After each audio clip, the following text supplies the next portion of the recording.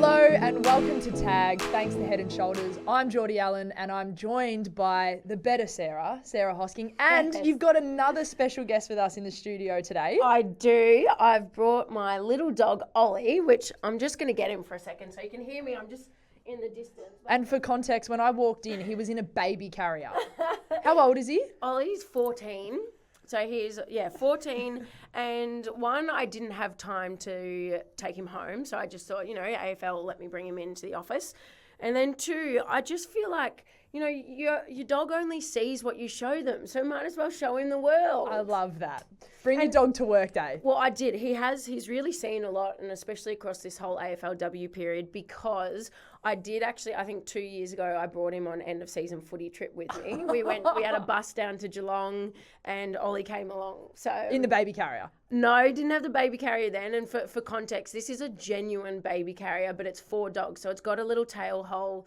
I've been taking it out and about. I did go for a walk around the town with Rowie, and she called me a walking ick. So I'm not sure if it's that or maybe it might help my chances of picking up. Well, at least he's cute. Well, our actual special guest today is Dayna Finn from the Blues, and we've also got another Ripper episode of OMG to tuck into. But Hosko, for those of you who are watching the vodcast, talk to us, because you look like you've had a filling. Are you okay? Welfare check. Yeah, no. I am okay because we've come off the back of a very good win, which we're going to touch on soon. But if you are watching right now, like I'm smiling at you, but it feels like the bottom half of my mouth is a bit numb. So I think I had a contest yesterday. It wasn't an amazing mark, which, we'll also touch on a bit later because I'm so shy. I don't want anything to be about me. But I had a contest early in the game. I went to try and tackle someone and I think her head or shoulder hit my chin, and all of a sudden I've kind of lost feeling in the bottom half of my face. So, when I smile, it kind of looks like I have a filling. You have a very symmetrical face, and today you don't. No, well, the problem is, this is okay because hopefully, it doesn't take too long to fix itself up. But the issue is when you work in media and you smile a lot, this isn't a good problem to have. Selfishly, for someone with your looks, I think it brings you back down to the rest of us. So. But I do have something for you, Hosko, and it pains me. It really pains me. I was so apprehensive to come into the studio today. I've honestly been putting it off. I'm going to cut you off because I'm glad you turned up because Rowie definitely didn't. And I think Rowie was the one that got us into this mess. But the Chemistry Cup, it is awarded to you. And I'm in so much pain giving this to you right now. It's actually snapped in half, and I wouldn't be surprised if Sarah Rose sabotaged this before it was being able to be delivered to you. Well, I need to give context first, because if there's any first-time audience listeners, and this is me with my wonky smile holding up the trophy, I'm a happy camper. Back in episode 7, I wasn't available to do the tagged episode. Now, Jordy Allen and Sarah Rowe decided to go to town on me and my Tigers, and essentially they said that we lacked some chemistry. So take a listen at what happened in that episode. I think we also have to talk about the bottom of the ladder. Yep. So sorry, Hosko, to speak about you when you're not here, but Richmond's performances over the last couple of weeks, what are you thinking? I think the thing for them is they probably haven't even faced a real challenge yet. They haven't played North. I believe they haven't played Adelaide. They haven't really played any team that's sitting in the top 5, and they're still not. They don't have a run on the board yet. So what is it, Rowie? Because you look at their list. They've got Ali McKenzie, Mon Conti, Caitlin Greiser. They've got a brilliant backline. They've got Gabby Seymour. I could go on. I could go on for days. Like the amount on paper, they look so strong. Why aren't they putting it together? I know it looks like there's a lack of chemistry within the group, but there doesn't seem to be anything fundamentally wrong. We haven't heard any rumours that there's something going on, but there has to be speculations at this point as to why they're performing the way that they are. Well, Rowie, I'm sorry to talk about you while you're not here, but it looks like there was a lack of chemistry amongst the Collingwood Magpies girls. mate. Do you know what? Richmond went on to beat Adelaide. Richmond, we didn't win against North Melbourne. We kept them to their lowest score for the season. And I am a very proud winner of the first ever Chemistry Cup. All right. Thank you all very right. much. That's enough. Well, because it actually also, the thorn in our side was also the fact that you're a Mark of the Year contender. You're on the back page of the paper. I looked at it this morning and there's your ugly face again. So, yeah, we literally we literally can't get away from you. It was the perfect response, and you've definitely put Rowie and I in our places. But talk us through that mark. No, thank you. Well, I don't know. I'm not usually, I nearly broke it again.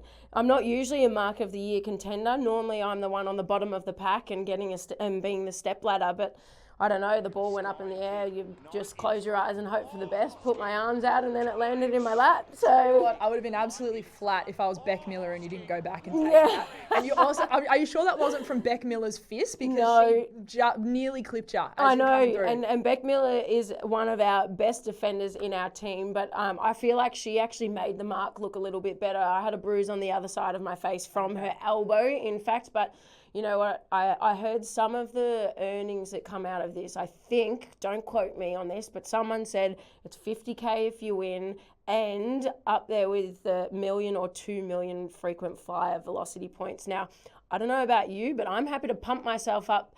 Please vote for me. Please vote for Mark of the Year. If you do, I might have a chance of getting you along for a flight with me. Or you could also vote for Ruby Slisher. No. If we go to that footage, who is in the frame as the ball has been kicked up? Ruby sat on top of one of your teammates and you have this almighty grin on your face as you're watching it go up. Like, I cannot believe you've just outdone me. Oh, you have to admire some classy work when it's there. But seriously, Rubes, honestly, you've just come out as captain. You've just won a special media award. Just leave something for me, please. Just let me have this. Two-time All-Australian. Yeah, take a back seat. Thank you very much. Now, tell me a little bit quickly, because you guys got absolutely sprayed at, was it 3/4 time? Quarter time. Quarter time. Yeah. A quarter, each quarter it was? Yeah. By your coach. So tell me, what did he say? Well, it just wasn't us. Like, in terms of the way we wanted to play, you guys just absolutely dominated us in that first quarter. And we just feel like the things that we could have controlled, we didn't. And I think it's just probably not the way it's not the way anyone wants to start a game. So he was just really giving us a rev up and was hoping that it wasn't going to filter into the second, the third, the fourth quarter. And I think, the message got through, especially after halftime. So, he's a bit scary when he gets worked up, but it was effective. I really hope that Collingwood can find some chemistry for the remainder of the season.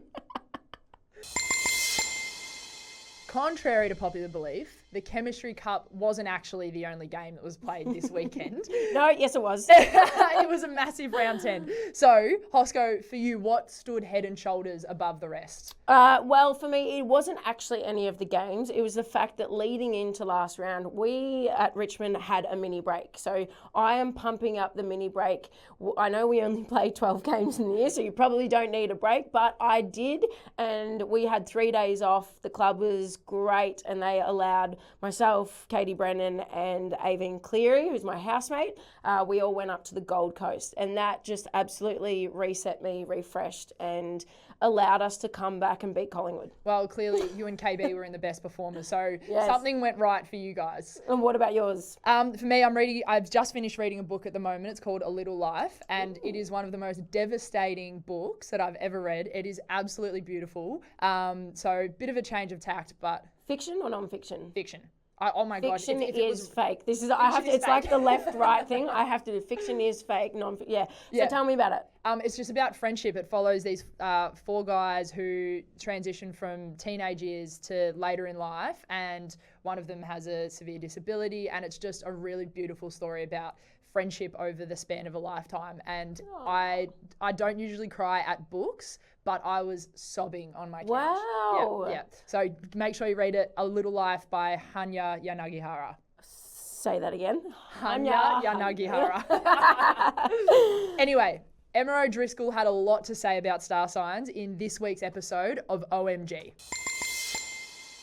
My topic for today is going to be all about astrology. Now, I'm not an astrology girl, even though I do have the daily horoscope app on my phone. Never really use it. But I'm wondering if there are AFLW players that follow astrology and base their game on the stars. I'm not sure. Here at our club at Freo, I don't think there's many girls that do. Like the occasional read of the newspaper, maybe, but nothing crazy around here. However, Laura Pugh did say the other day that Earth is in retrograde or Gatorade, however you want to put it, because that is our new sponsor. So maybe we'll just go with that, and that's as far as Freo goes. So I'm not a star sign girly, but I am a Taurus. Get the horns out. I do that every weekend, hopefully. So I do read into my star sign a little bit. And I also believe in this Saturn return. Apparently, when you hit the age of 27, if your life isn't progressing well, something happens in the stars, in the planets, whatever, and it causes your life to go on an upward trajectory. And I tell you right now, that is happening to the Fremantle Dockers, because we had a huge win on the weekend, and it's only up from here. Finals footy is coming. Let's go.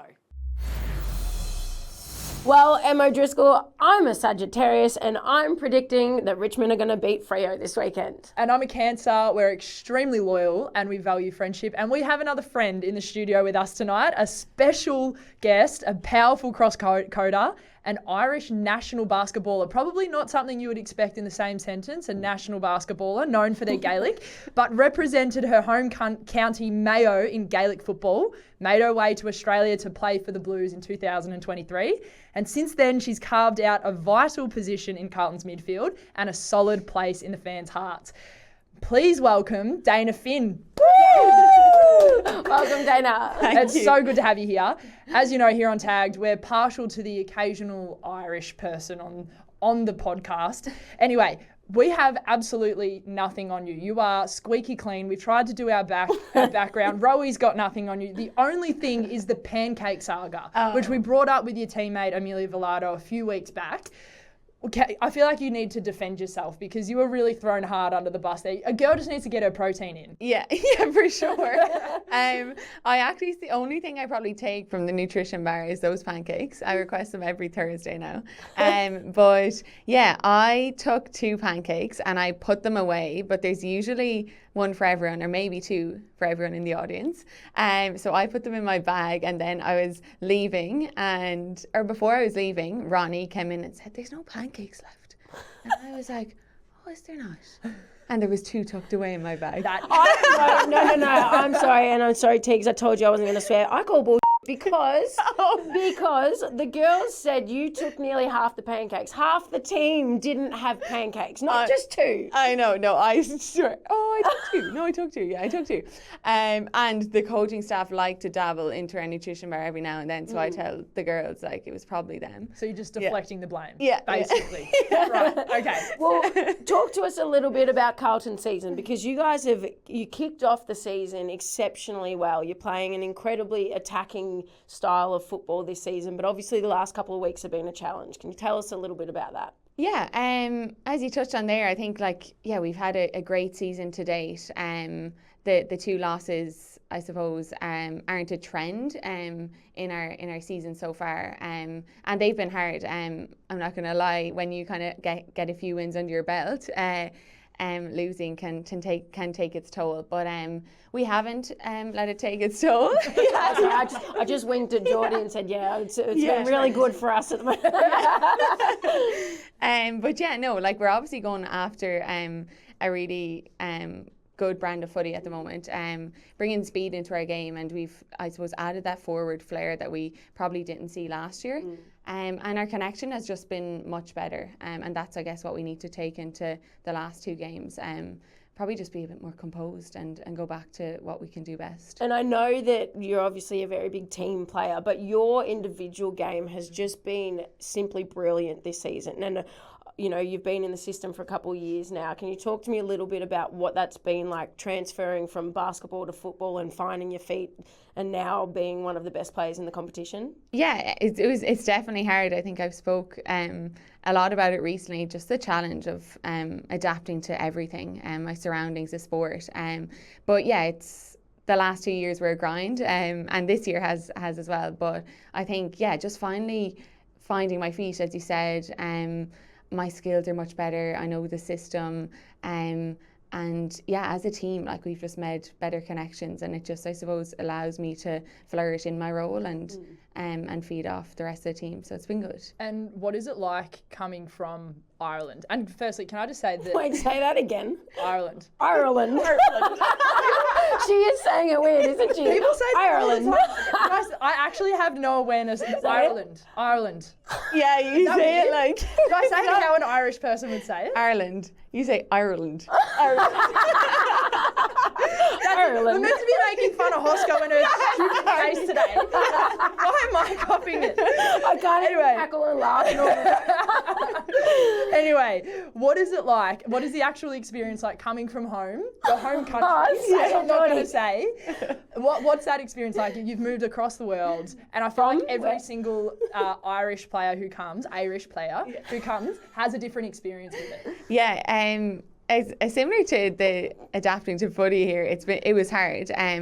I think like I love Gaelic football and I love basketball. It's probably my favourite sport. But I think finding love for AFL has come this year. And that gets with improving and winning and all those things. But I definitely miss home. Family is probably the biggest thing. My partner came out midway through pre-season, which is great, and Dad has just arrived. So those little things make it so much better. Would you consider playing basketball over here? Yeah, in the off season, I guess, yeah, that would. But I think like I love AFL at the moment, and I love the kind of like, I suppose, the time in my career at the moment. So haven't really thought outside of AFLW. I'm happy to start a casual basketball team if you Yeah. I'll be there. Yep. Well, 3v3 team right here. Speaking of other players that have come from Ireland, it wouldn't be right of us not to throw our other co-host Sarah Rowe under the bus. Now, you're both from County Mayo. Surely you've got a little bit of dirt on Rowie. I wish I had some dirt on Rowie. I actually don't even call her Rowie. It's so ghastly. What do you call it, Sarah? Sarah, yeah. Well, Rowie here. She's much of a big deal over there as she tells us that she is. We know she was on a dating show. We know her whole history. She reckons she could call up Dermot Kennedy and have him on the blower in 2 seconds flat. I feel like she could. Yeah. I'm going to back her up here. That's not what I want. Don't tell us that. She's not going to be able to fit through the door. Literally. She barely does on but I don't have anything from her. When I played with Sarah with Mayo, I was younger than her. So I probably was just like, I want to be like Sarah. I probably just looked up to her. So I don't have anything major. That's quite cute. Wait, so what's the age difference between you? I'm 25 and Sarah's 30. 37. Yeah, 37. Yeah. No, so she was a player that you looked up to. Yeah, for sure. Yeah. And then I didn't play for the last 2 years before coming here just because of basketball. So, but yeah. Well, I also want to touch on today, obviously we're all wearing some Carlton Respects scarves, which have a little dash of orange on them as well. So I will get you to talk to us a little bit about what Carlton Respects is. Yeah, Carlton Respects. I guess I've been lucky enough to be involved in it this year with the Road to Respects programme. And then we do a lot at the workplace in Carlton to promote it, gender equality and violence against women, which is the main thing there. And then the AFLW and the AFL games are the things that promote it here in Australia, I guess, and they've been really successful and continue to be. So yeah, we just hope that everyone gets behind the game this weekend, and yeah, supporters always come in force.